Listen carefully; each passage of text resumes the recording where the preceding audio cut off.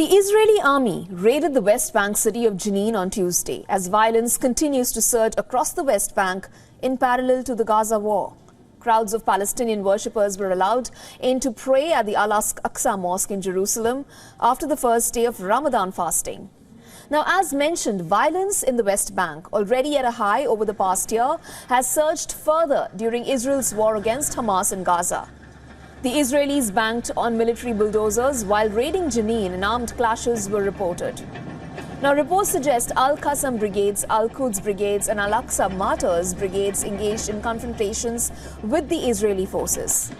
The West Bank residents believe Israel is waging war against the refugee camps and is attempting to take advantage of the assault on Gaza to eradicate resistance groups. Earlier on Tuesday, the Israeli Defense Forces said troops nabbed a wanted Palestinian Islamic Jihad member in the West Bank city. Mahdi Fayad is accused of shooting and hurling explosives at Israeli forces. Another 2 wanted Palestinians were arrested in Jenin, and an assault rifle was seized. Now, the Israeli government said that they will conduct weekly assessment on how many worshippers will be allowed into the Al-Aqsa mosque compound. Police estimated that 20,000 to 25,000 have entered since the start of Ramadan about 2 days ago.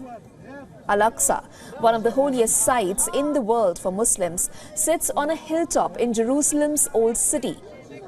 Well, the compound is also revered by Jews as a vestige of their 2 ancient temples.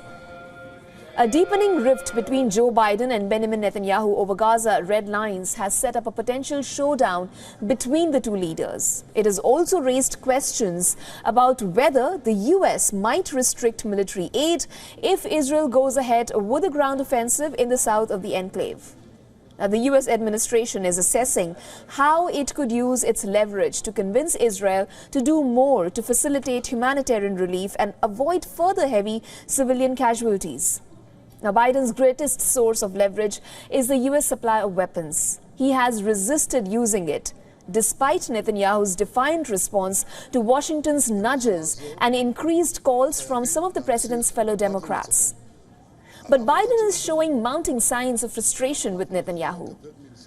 US officials have not ruled out a possible shift in policy that could include putting terms on military aid if Israel carries out its threatened invasion of Rafah in South Gaza. Biden's 2024 re-election bid has complicated his efforts to craft strategy. Aides recognize that he needs to avoid giving Republicans an issue to seize on with pro-Israel voters. At the same time, the US president seeks to halt the erosion of support from some progressive Democrats dismayed by his strong backing for Israel. Any decision by Biden, who has called himself a Zionist, to get tough with Israel would run counter to his decades-old history as an ardent supporter of the country.